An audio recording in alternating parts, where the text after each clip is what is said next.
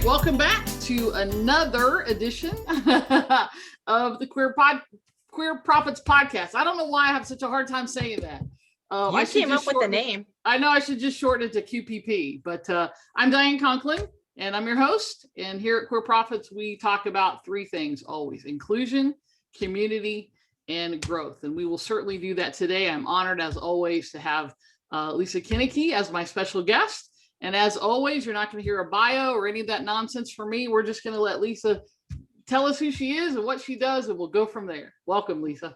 Well, thank you, Diane. And for those of you who are listening, this is what a born and bred Midwest Wisconsin accent sounds like. So you don't have to adjust your volume or anything like that. It's all nasal all the time. And the difference between a Wisconsin accent that you're hearing and a Minnesotan accent is just that. So sometimes I will break into Minnesota, and usually it's just Wisconsin. So so excited to be here. And I have to say that because when I speak, and Diane, I'm sure that you have a far grasp, and you're way out there with the podcast. So again, people who are listening, that's what this is. So in Wisconsin, I am a certified diversity practitioner. So I do have my CDP. And background is I was a camp director for 20 years with the YMCA and the Girl Scouts. So super duper fun there. And I was a middle and a high school counselor for 12 years. Really nothing phases me. So, if we want to talk that, we can. And then as I was moving on in my school counseling years, and I was the president of our state school counseling association, served on the national board of directors for the American School Counselor Association, and have spoken in almost 30 states now on LGBT issues. I did a TED Talk last year, so that was very fun. I also did, wrote a little book. So that's behind me right now, right there, Be an Inclusion Ally, the ABCs of LGBTQ issues. And now I'm a professor. So I'm an adjunct faculty training the next generation of school counselors. So put all that together into my accent and you get Lisa K, your everyday gay. That's who I am, Diane. I love that. So what are you doing in addition to the adjunct professor stuff? You're doing some other things, right? I am. So I am actually excited. Thanks for asking that question. Excited to finally put some of the knowledge that's up here in my brain into an online course. So I'm thinking about whether it's going to be short and sweet. So I've been asked by lots of school districts, lots of businesses, hey, what's the deal with the pronouns? And I was like, well, let me tell you. And rather than me contacting each of them individually, if I could have just the course where I say, go to my website and, short and sweet, 10 minutes, because people don't have a lot of time. They're busy. They can listen to it, or they can watch it, because I'm kind of exciting and engaging when it comes to video. And so that, and then I'm excited to work on intersectionality with all of the things that come into play into our worlds. So whether it is, I identify as something LGBTQ plus, or I don't, and I'm an ally, as well as I'm differently abled. Neurodivergence is a big thing that I love to explore. So I'm excited to open people's minds to that. And what I love is just ask me the question and we'll find out together. And so there's no shaming in it. I mean, this is not my first rodeo. So, going around asking those questions and working with some, if I didn't say it, the mental health practitioners, especially in my county here in Wisconsin. I'm excited to get the message out about how to support all of our population, because I tell you what, my experience, especially young students, they're skipping over the L, the G, the B, they're going straight to T, or non-binary, or don't tell me who I am. Cool. Fantastic. Great. Yeah, which is, I don't know about you, but that's totally different from my experience, not only growing up, but, it's interesting. I mean, I'm 57, I'll be 58 this August. And, I just had a conversation this weekend with somebody, and we were talking about, even former partners that were, maybe not the healthiest situations, right? But what's wrong with your hair? Your boobs are too saggy. You're wearing your makeup wrong. Why are you wearing those man jeans? It's like that piece of, how do you find that place where you can truly be who you are, right? Because, at 57, I feel like I'm just sort of now coming into it and being in a place of, because, you've got your parents, and you've got society, you've got school, you've got work, you've got other people in our community. Absolutely. Right? So how do you help people sort of get to that place where they can just be who they are? Great question. And I think it's twofold. My answer is going to be twofold. So in my trainings that I do with either organizations, corporations, or schools, I think that first we have to look at ourselves, and we have to understand where our biases come from, because there's no baby that's born that knows how to hate. And so I think that it's, and I'm 52, so the Gen Xers, so it's helping those people who are in power to understand, you may not understand it, I guess is the best way that I can say it. And this is our reality. And so it's helping those people to understand that, and to know that, dear business owner, dear whomever, the LGBT community, we have $3.7 trillion of purchasing power. So maybe, you could work a little with us, because double income, no kids right here, right? I'm a very fun aunt. They call me Ganty Lisa.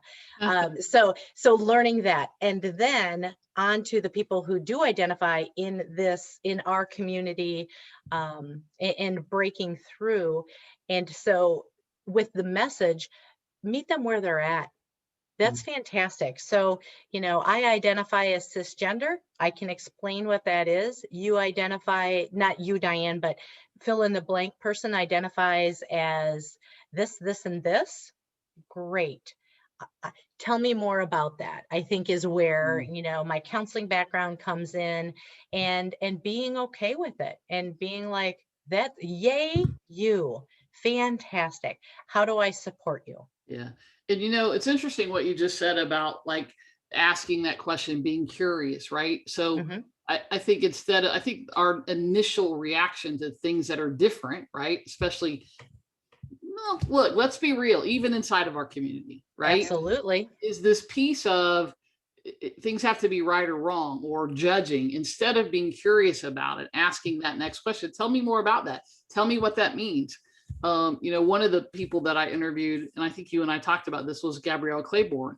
And it's very much this piece of, because I've said to her, like, I said something wrong, actually, I think when we recorded our thing. And, she just very lovingly said, this is the way that is. And so it's an interesting conversation to have. And when she said it, and we recorded it, there was this piece of me that like felt like I had just taken a fresh shower. Right? Because it wasn't somebody saying, hey, stupid, why don't you know this? You're in the queer community. You should, she just said, why would you know that? And it's this piece of, so that enabled me, the interviewer, right? The person who's doing the podcast. But I think us in general to be, when someone's curious instead of judgmental, right? It's that piece of, wow, there's space here for me. And I think even inside of our community, if we would take that perspective, a little bit more, there would be way more inclusion and unity in the queer community.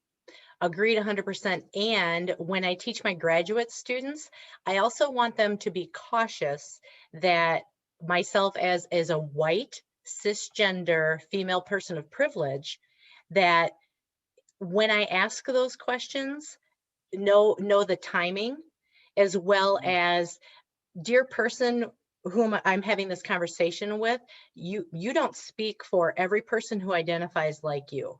And I think, Diane, you said that perfectly, to be able to say, I'm curious, help me learn so that I can not be a white savior. I don't want to save all of you, and it's not just me. I want to learn for my own self. And we have to be cautious of not having it tokenized, if that makes any sense. Wow, you had just hit the nail on the head, right? Like, I don't represent every cisgendered white lesbian who's in their 50s. And I Correct. think that's what happens, right? Is society as a whole generalizes, oh, white people, right? Oh, black teen boys. Oh, those gay men. Yep. It's that piece of, you're one of those, so you fit largely in this bucket, instead of, oh, look, there's Lisa. Oh, look, that's Diane. Mm-hmm. Wow. Yeah. So And go ahead.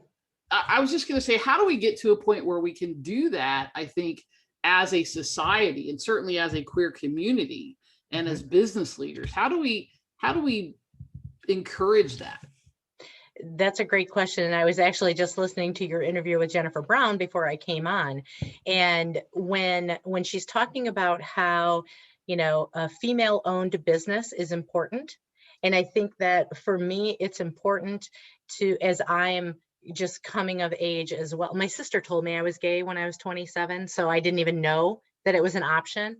And so I think that how I come into this space is, I want you to know that I told you about my accent, right?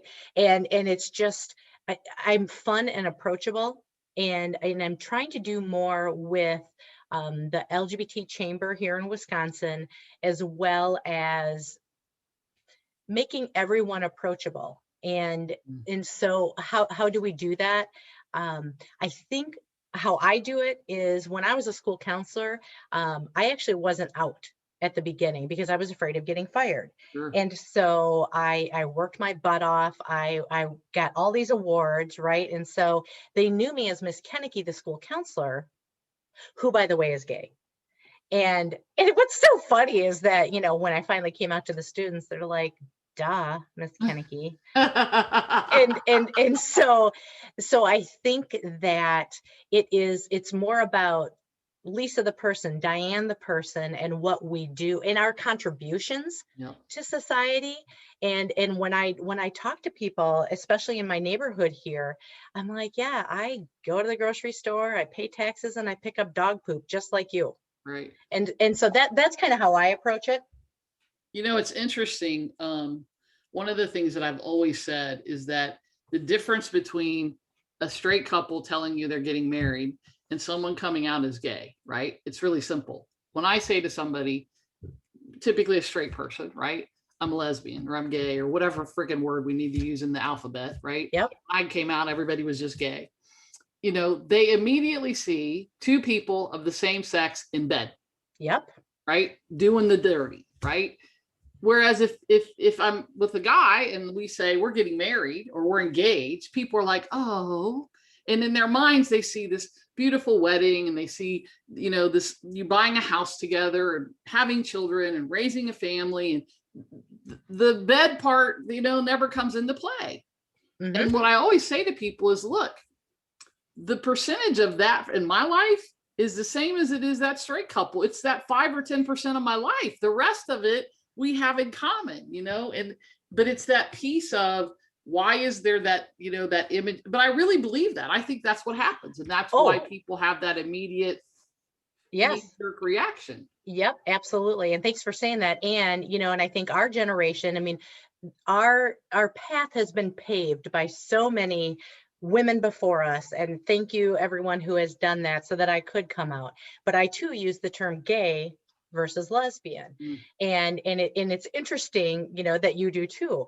And then when you were using the examples of the heterosexual couple getting married, right? And I think what I use this example in my trainings.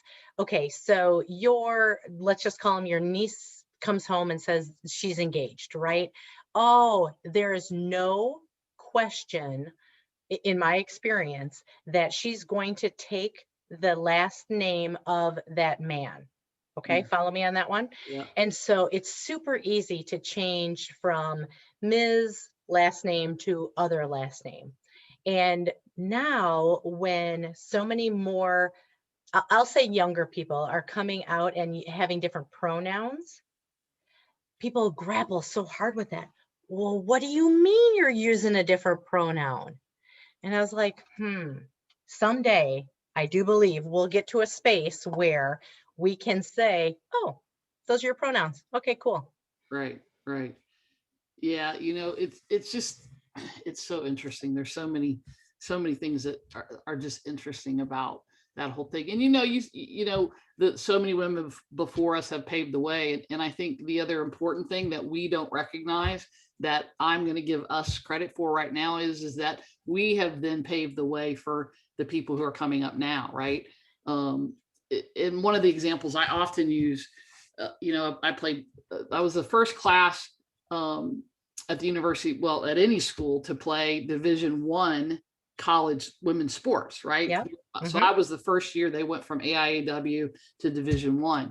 And, I played at the University of Missouri, and I look, a few years ago, I went to watch them play in Chattanooga, and they drove in this custom coach. I was like,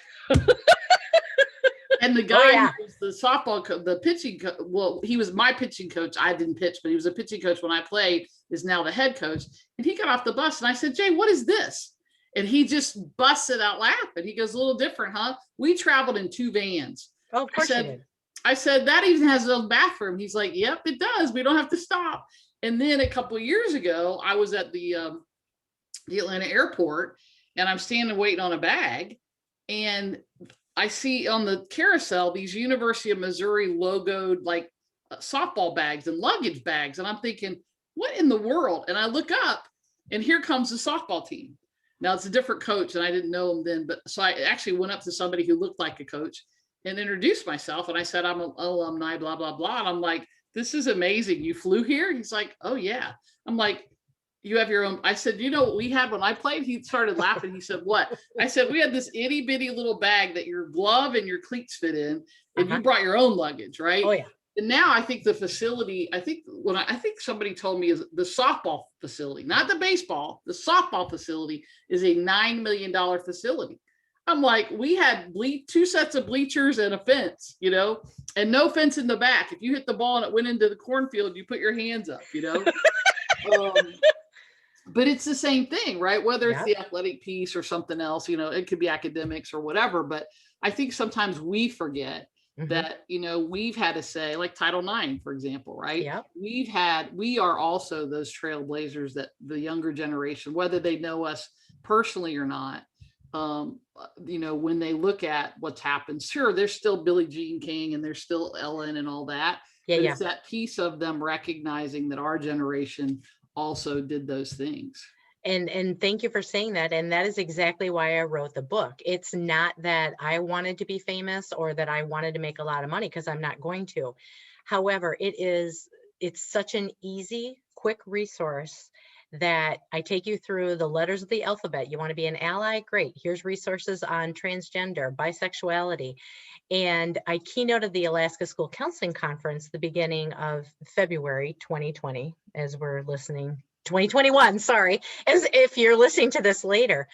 And it felt so good mailing 10 free books to school counselors in the bush that they can now help families, community members, whatever it is. It's just that picture of that rainbow. And I mean, that's not that I even want a legacy. I just want kids to know that they're okay. It does get better, and don't kill themselves. Yeah. Yeah. And it's interesting. You just said that about in the bush, right? I grew up on a 75-acre farm in rural Ohio. And I often think about, we take so much for granted. I mean, I live in Atlanta, and, it's way easier, to live here. And I think sometimes we as a community just assume that everybody has this ability to be out freely, especially living someplace like this, right? And I often say to people, look, I grew up on a 75-acre farm in rural Ohio, and it hasn't changed very much, in the 50 years that I've, 30 plus years that I've been. Oh, yeah. I said, so, it's not about that. Where did those kids go? I often think about this. If you get kicked out, where do you go to sleep? Where are the resources there? Do you go live in a cornfield in the cold of winter, with snow on the ground? And I think sometimes we forget that because, things seem easier and things seem, we have way more, celebrities and people on TV that we know are members of the community. And yet it doesn't mean that that kid living in the bush or in rural, wherever, has it easier than anybody ever did. Absolutely. Same thing for me growing up rural Wisconsin on a farm, same thing. The big difference was you were either Lutheran or Catholic. If you were Methodist, you weren't even in the conversation. And I was forbidden to date a Catholic boy. Wow. Now, they never said anything about a Catholic girl. So, so that's who I married. There you go. Yeah. So let's back up for a second, because a minute ago you talked about understanding, and the thing that popped into my head was, let's talk about the difference between understanding and acceptance.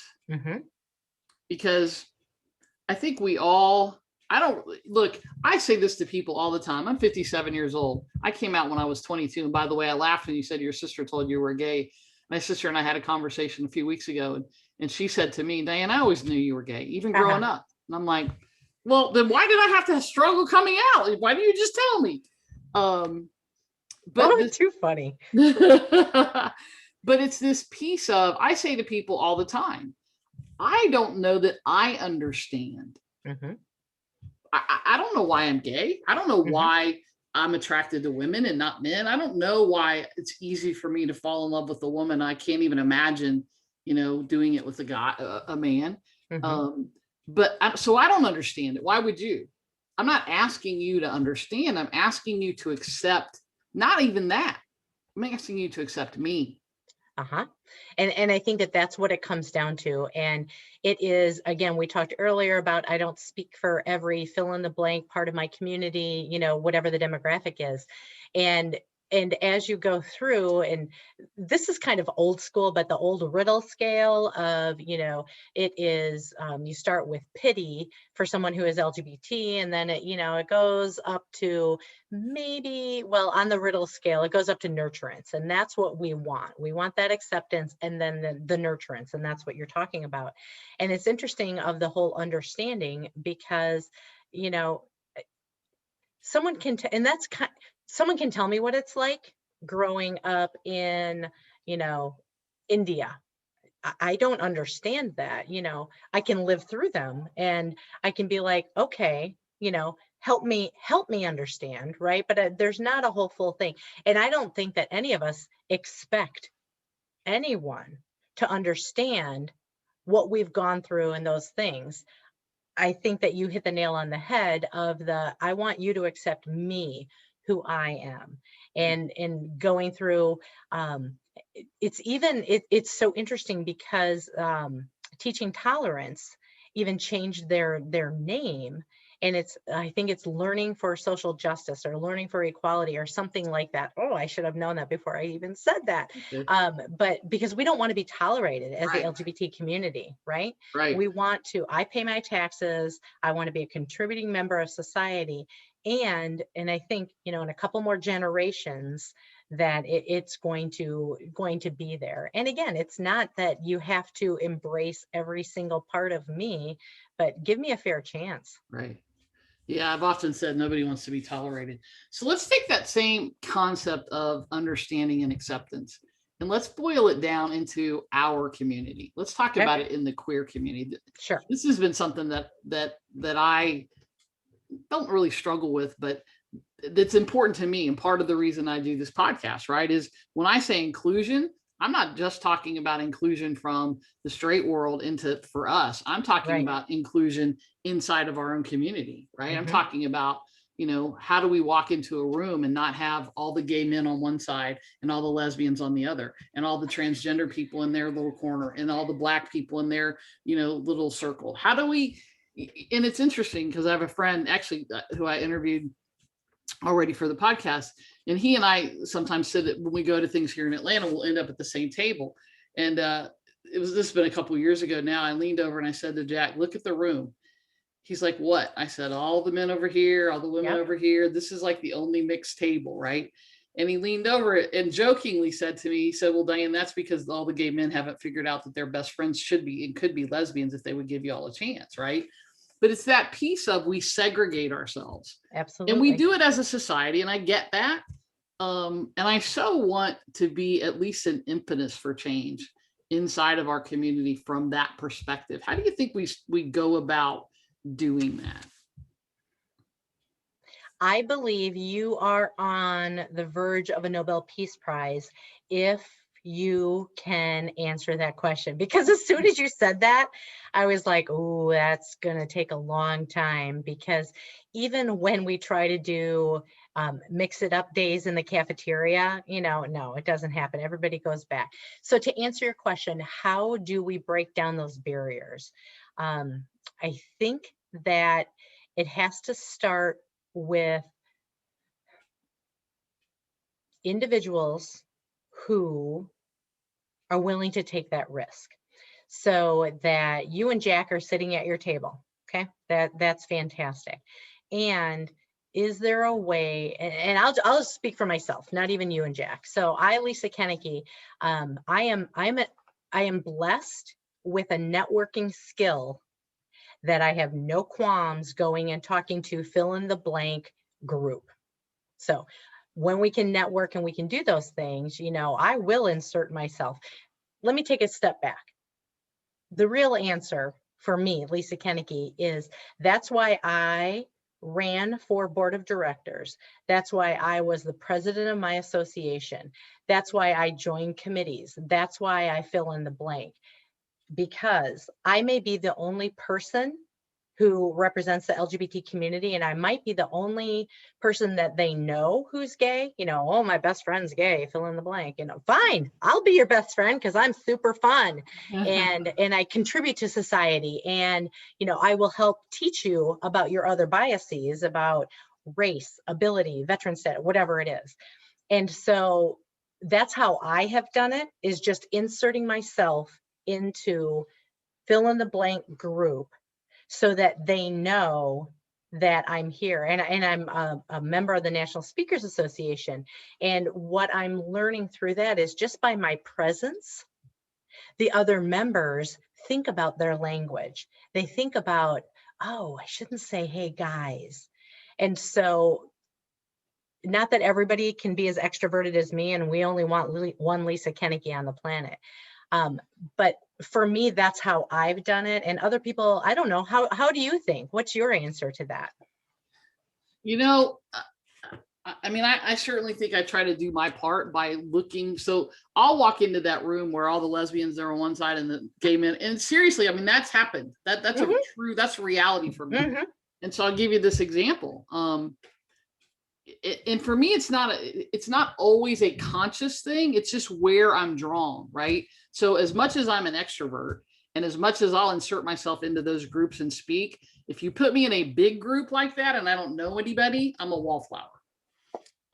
Unless you introduce me to somebody. Once you introduce, because I'm about this. I'm about what we're doing right here. This one-on-one, let me get to know Lisa. I can't do that in a room of 100 people, right? And so I now become that, where's my connection? But in this particular instance, this was years ago, but I still see it happening. I, for some reason, walked over to the side where the men were and struck up a conversation with a guy. And interestingly, we've been talking for we were having a conversation like this. And about 30 minutes had gone by and a gal walks over. I'll never forget this. And, and I was relatively new to the group, introduced herself. And she's like, come on over here. I want to introduce you to some of the gals. And I was like, it was like, oh, okay, excuse me, right? So I go, and there was, 6 or 8 women in this circle, and she went around and everybody introduced themselves and, said what they did and blah, blah, blah. And then it was like this weird, awkward silence. And so I tried to engage with a couple of them and, have a conversation. It was like, you couldn't break into that circle. So I went back to the other side and re-up the conversation. But it's that piece of you do that. And so I think for me, it's cognitively, consciously is a better word, probably, trying to walk into situations and say, who do I see that looks different than me that I don't know? One of the things I've always been really proud of from a business perspective is when I host events is my group is always very diverse. And it's not Mhm. anything I think that I do consciously. I think it's just, it happens, but I've got, you name it, black, white, gay, straight, male, female. And I love that because it is that melting pot, that mixture of, Mhm. and I start all my events by saying the same thing. Look, I don't care who you are. I don't care who you love. I don't care what color your skin is. I don't care how much money you make. I don't care how much you weigh. I don't care what your religion is. I don't care where you came from. I don't care about any of that. And if you're sitting in this room, if you're listening to this podcast and you care about any of that stuff, feel free to click away. Feel Mhm. free to get up, take your stuff, and leave. No hard Mhm. feelings. Mhm. But if you're going to be in my room, if you're going to be around me, you're not going to judge somebody based on those things. You're not going to have a fit if I talk about a former partner, if I talk about someone Right. I'm dating and they happen to be a different skin color or a different religious belief or whatever. If you have an adverse reaction to that, Mhm. I love you and make an exit. Yeah. And I love what you're talking about with having, the diverse experiences. And I think that that's something that um, both you and I have that lens of, because we have been marginalized. And so I don't want other people to feel that way. And I can now use my power and my privilege of my white skin to say, okay, let's take a look at this scenario. Maybe Wisconsin's very white, okay, unless you're in Milwaukee, all right? And so as I'm looking at that, okay, so we are pretty much all white. What is the other part of a diversity that we can use? And when we're talking about the queer community, right now, I really want to try and help parents who might be straight but have a transgender child, and the other way around. Maybe it's that it's the kid is straight and their parent is transitioning or whatever it might be. And so for me, I'm trying to think generationally. I'm trying to think regionally. And we talked about this, right? Because Wisconsin is very rural as well. And across the country when I talk to people. And I'm very, just like you said, very conscientious of how do we have this representation? And right now, if I am that diversity, I will do that. And then with my social media postings, it's kind of like a drop, a little drip here and there. I'm going to show you my cute puppy. I'm going to show you my rainbow Christmas tree or whatever it is. And so, and I think what that's done for me is the ally world has exploded to both me and my wife, where they're like, oh, okay. And now I have friends sharing information to me about, hey, did you see this information on a trans swimsuit? And I'm like, that is so cool. And so to me, I think that it's kind of the give and take, right? I'm going to understand, what it's like in the softball world. I mean, I know softball, but that's a really not a good example. And then I'm going to open up the door where you can be like, hey, Lise, we're thinking about this for our transgender bathroom. What do you think? And they just pick up the phone and call me. So yeah. One of the things, this is interesting because it just came to me is, what you're talking about with that, like I'm dripping, right? So I talk about this a lot in business is we have this tendency we hear these words like crush it and kill it and hustle and go. And, it's that, right? And like, I get that because that's very much my personality is you're not going to stop me. I'm going to keep going. I'm never going to quit. It's that piece, right? And we take that with us everywhere. And so instead of cramming it, if you will, in people's faces and being, wrapped in the quote rainbow flag, right? And I know there's going to be people that this is going to make mad and irritate. And my response to you is good. If what I'm about to say irritates you a little, maybe take a step back and just listen from a different point of view and point to view. Because here's my thing. Maybe instead of doing that, if we dripped, or in my language, what I say is if we leaned in a little bit, right? Back off of the in your face thing a little bit and just lean into it. Drip on them a little bit. Give them a little bit of this. Let them fall in love with you. Let them fall in love with your business. Let them appreciate what it is you bring to the relationship. And then, oh, by the way, I'm gay, right? It's this piece of, do we always have to lead with love me because I am? instead of love me. Okay, well, now you should know. And look, that doesn't always work. I'm the poster child of, rejection from the parents when you came out.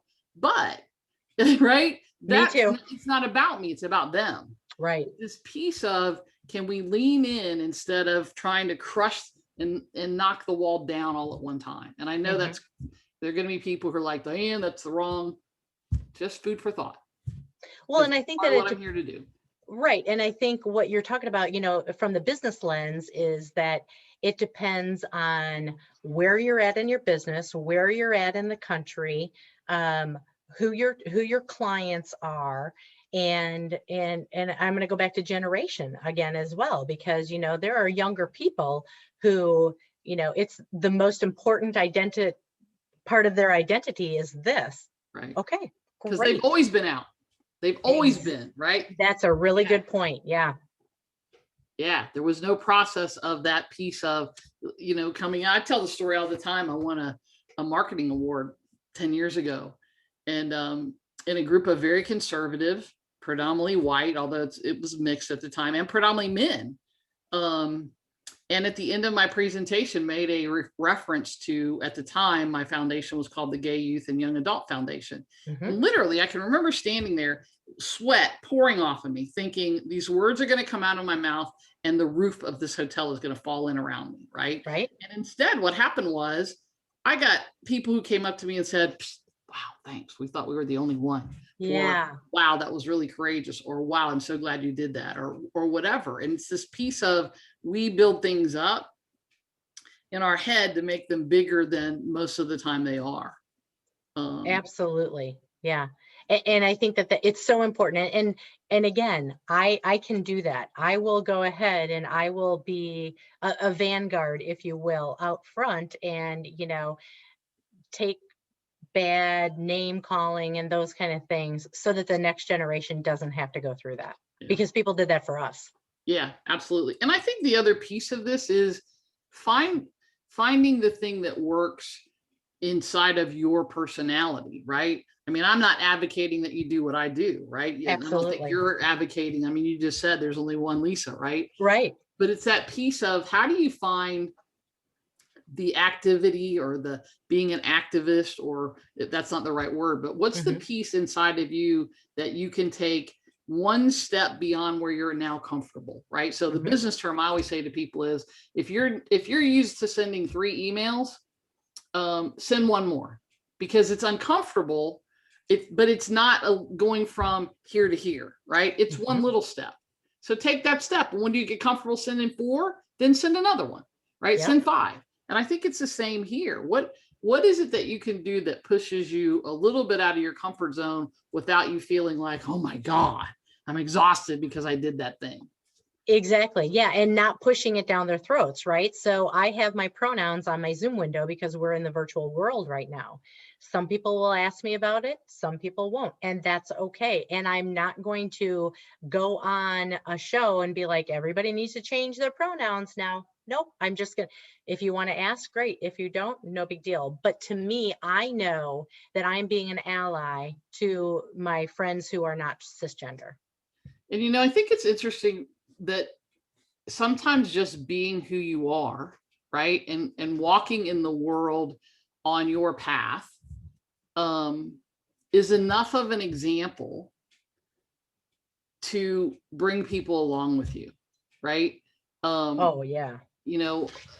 I was talking again, to the gal I was dating this weekend, and she looked at me and she said, Diane, not everybody, is like you. Not everybody is open to, doesn't care about the things you don't care about, color and all of these different things. And I said, what's interesting about it is that I grew up in a very racially prejudiced family. And I mean, I was a junior in high school before the first Black family moved into our school district. And I can remember, they were having meetings and the stories of, the property values. And, and we talked a little bit about like, how did I get from there to here? I don't know. Over time, leaving that small community, being exposed to other things, but, I am who I am, and I just live my life in that regard. And, like I always say, I'm not for everybody, and that's okay. And you're not going to be for everybody either, right? But Exactly. find that lane and you find that piece of where you can walk your walk and talk your talk and just be you and live authentically. And I'm not a fan of that word, but I think more than living authentically, I think it's living in integrity. Yeah. And being your best self. Yeah. And I think that, yeah, and that's what it comes down to. Yeah.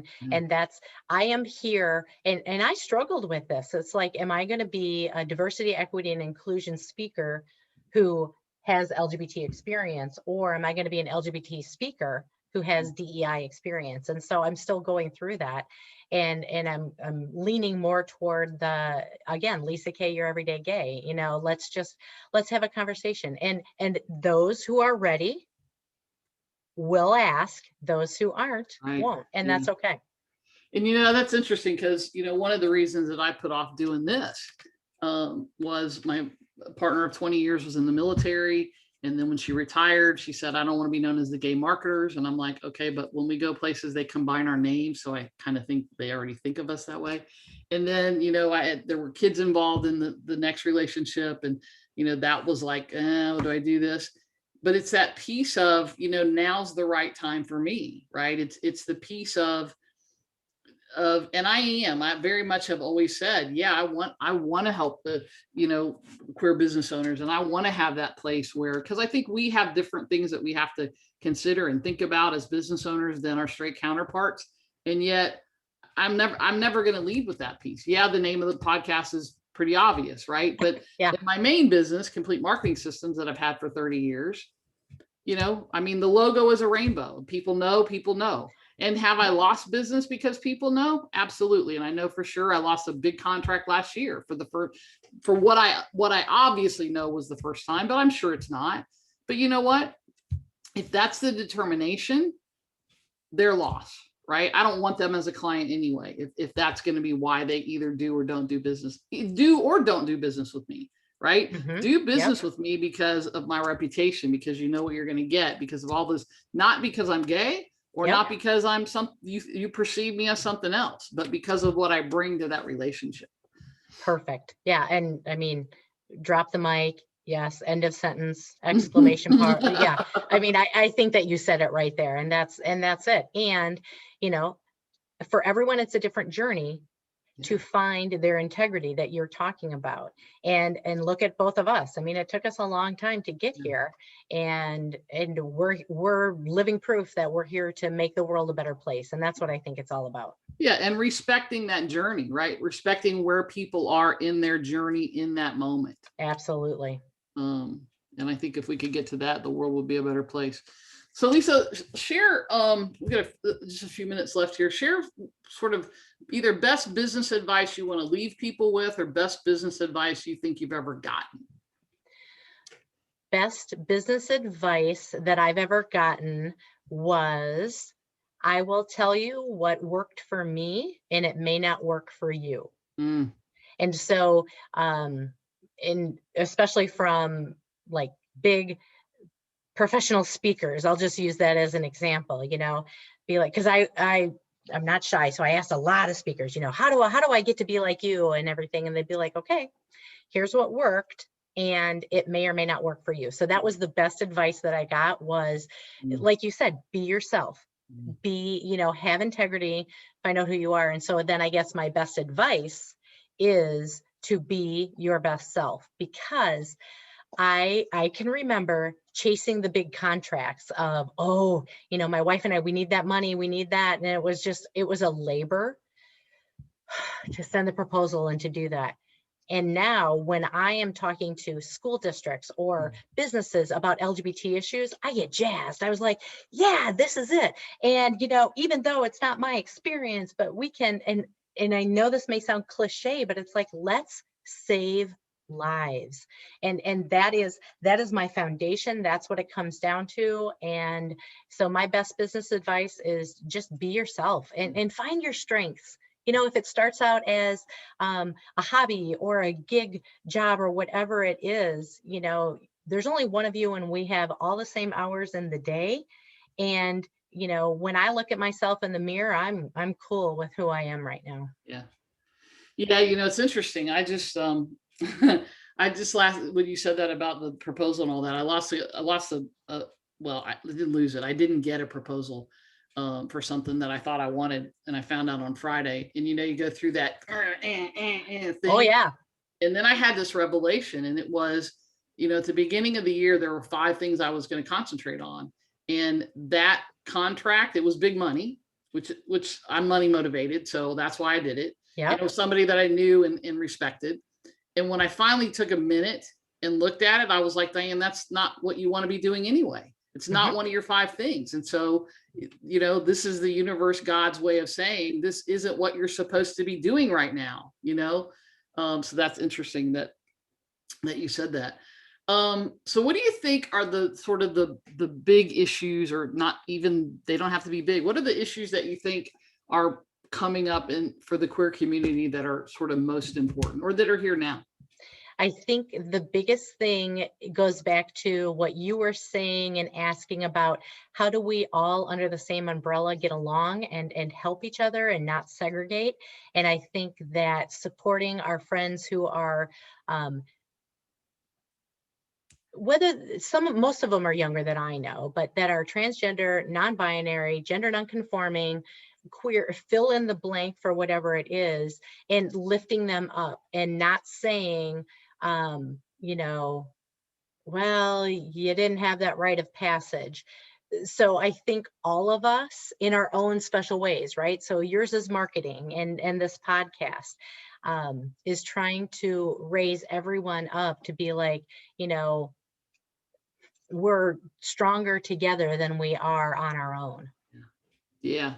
And hence why I chose this as using the word queer instead of using LGBTQ+. Yep.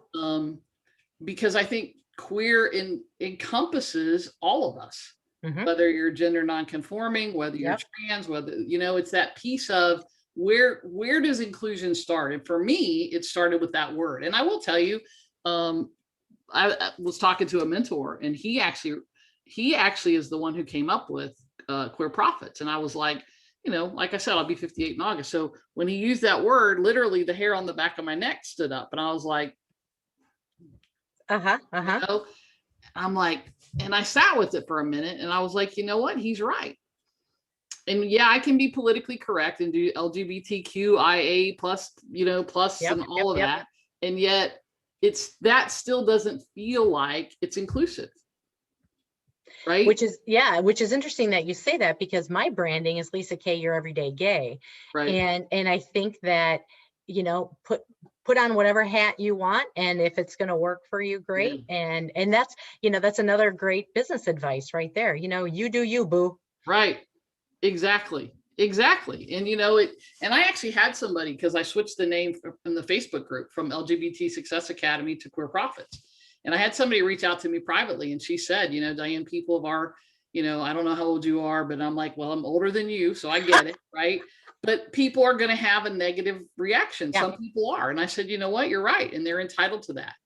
And for me, because the inclusion piece is so important, that's the term that for me is all inclusive. And so I said, I respect the fact if you want to drop out of the group and you want to disassociate and all of that. I said, I get it. And that's your prerogative, and there are no hard feelings. But this is the direction that I'm going right now. And this is the path that I feel like, I need to be on. Yeah. So, you're never, when you do stuff, especially if you're moving in the right direction, there's always going to be a little bit of that, pushback, or people who aren't happy with it. So absolutely.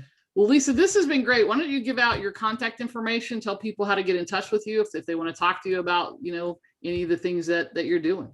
Absolutely. Thanks for asking. So I can be found, I do have a fancy website, not really that fancy, but I am at Lisa, Lisa,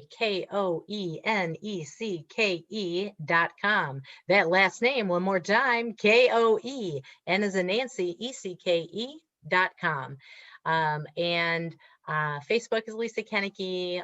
LinkedIn is Lisa Koenecke. Those are probably the best ways. I'm not a big Instagrammer or Twitter person or anything. So yeah, website is probably the best. I don't usually do this live. I would usually wait until we're offline to say this, but have you looked to see if theeverydaygay.com is available, or Well, your I'm so- everyday gay? I'm so glad, Diane, you asked this question, because I was like, I have a marketer right in front of me, and it's so funny You should that totally go see if it's available. And even if you don't, I'm not saying change your website to that, but do a forwarding link instead of spelling your last name and people misspelling it. yeah, Go to youreverydaygay.com and it'll Yeah. redirect them to that page. That would be because I have Inclusion Ally. I have inclusionally.com, and that redirects to Lisa Koenecke. And then I was thinking, I'll just ask this question, right? My logo, I just want LK, and then I want a rainbow circle around it, but I want the black and brown, pink and blue and white, Right. like the progress flag, to be all inclusive. So Right. yeah, maybe you and I'll send you some cheese curds and you can help me with some marketing. That'd be great. We'll talk about that for sure. For sure. Well, Lisa, this has been great. Thank you again. As you know, everybody, I'm Diane Conklin. I'm your host here at Queer Profits Podcast, and I hope you got a lot of stuff out of this. I would definitely go back and take some notes. We got a lot of great nuggets in this one. If you need anything, let me know. Don't forget, you can always go to the Queer Profits Podcast on Facebook. There is a Facebook group if you're interested in getting more engaged and having a lot of the speakers and stuff that we have on the podcast are in there. It's Queer Profits. That's the Facebook page. And you can also go to queerprofits.com if you're interested in the free report to find out how to build your business and get more clients and make more money. So there's a special report there for you. So until next time, make it a great day. And remember, here at Queer Profits, we're always about three things: inclusion, community, and growth. Until next time, make it a great day.